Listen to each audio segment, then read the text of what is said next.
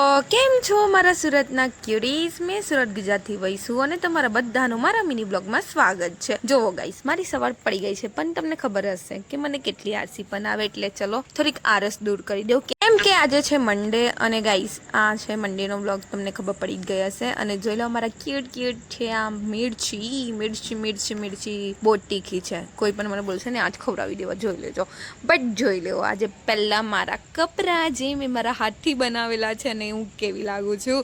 અને guys literally મને એમ થાય છે કે હા મેં રોજ આવી રીતે કુર્તી પહેરું તો ભાઈ બધા છોકરા મારી પર ફિદા થઈ જશે, બટ નથી પહેરવાની. અત્યારે ખાલી ઓફિસ જઈએ ફટાફટ, નહીં તો મારી મમ્મી મને અહીંયાથી ઉચકીને બહાર ફેંકી દેશે, કેમ કે આજે લેટ થઈ ગયું છે. એટલે ને હવે હું આજે આટલી મસ્ત લાગુ છું એટલે ફટાફટ ચાલી જાઉં ઓફિસ, નહીં તો લેટ થઈ જવા. અને ગાઈસ હું ઘરેથી તો નીકળી ગઈ, બટ જુઓ પેટ્રોલ આજે ઓછું છે અને મેં હમણાં તો પુરાવાની છું નહીં પેટ્રોલ, પછી પુરાવી દેવા સાંજે એટલે. અને આવી ગઈ છું ઓફિસ, તો સૌથી પહેલે પંચિંગ કરી દીધું. ને ગાઈસ તમને નહીં ખબર હશે આજે મારું વ્રત છે, તો મેં ઘરેથી બહુ બધો નાસ્તો લાવેલી છું, તો અંદર લઈ લઉં. રોજ મને આટલું ખાવાનું જોઈએ છે, તો આજે તો ઉપવાસ છે મારો, કંઈ વધારે જ ખાવા. અને ગાઈસ ઓફિસમાં એન્ટર થઈ ગઈ છું. બધા મને જોઈને કહે છે કે ઓ માય ગોડ આજે તું કુર્તી પહેરીને આવી છે. સો હા, મેં કુર્તી પહેરીને આવી છું બહુ દિવસ પછી. અને ગાઈસ હવે કુર્તી છે તો મસ્ત એમ સેટ બેડ કરી દઉં ને મારા હેર. અને ગાઈસ મેં બધાનું કોમ્પ્લિમેન્ટ લઈ લીધેલું છે કે મેં કેવી લાગુ છું, અને મેં તો કંઈ વધારે જ મને ગમું છું.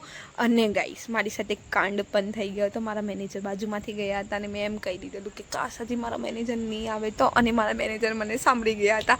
અને જે પછી તો મારી વાટ લાગેલી તો ભૂલી જ જાઓ તમે. અને પછી આજે તો મારો ઉપવાસ છે, તો પછી લંચમાં વધારે નહીં ખાધેલું, ખાલી ફ્રૂટ ખાધેલું. ને પછી જુઓ મેં એમ વિચાર્યું કે મેં મારા 1-2 વિડીયો બનાવી દો, બટ આ મારી જે બેકગ્રાઉન્ડમાં પાછળ પેલી લાઇટ છે ને એટલી ગંદી આવતી હતી કે મારા વિડીયો જ બરાબર નથી બન્યા. એક વિડીયો બહુ મસ્ત બનેલો હતો, એ તમે જોઈ લીધો હશે. અને જો સાંજે ઘરે આવી ત્યારે તો આ ગોલું ભાઈ સાહેબ નીચે રમતો હતો એને ખેંચીને ઉપર લઈ ગઈ. ગાઈસ પછી હું આવી ગઈ હતી બજાર, કેમ કે મારે થોડુંક કામ હતું એટલે. અને મારી ફ્રેન્ડ પણ મારી સાથે આવેલી છે. અને પછી અમારે આવવાનું હતું સ્ટેશનરીમાં, તો અમે ત્યાં પણ આવેલા. મારે મોટી ને બીટ્સ ને આ જમ્પરિંગ એ બધું લેવાનું છે, બસ એ બધું લીધું, બિલિંગ કર્યું અને પછી મેં ઘરે આવી ગઈ.